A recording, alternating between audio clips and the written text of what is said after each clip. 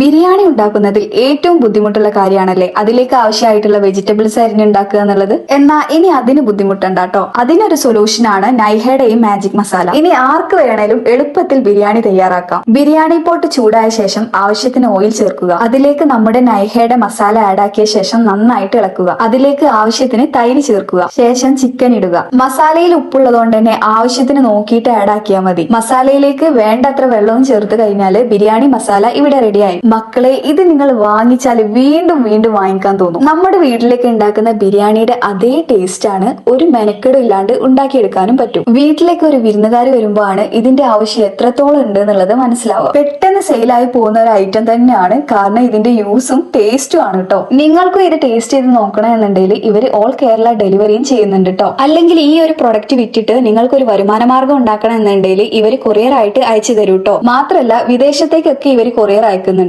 അപ്പോൾ നിങ്ങൾക്ക് ഈ ഒരു പ്രൊഡക്റ്റ് വേണമെന്നുണ്ടെങ്കിൽ സ്ക്രീനിൽ ഞാൻ നമ്പർ കൊടുക്കുന്നുണ്ട്, അവരുമായിട്ട് കോൺടാക്ട് ചെയ്താൽ മതി.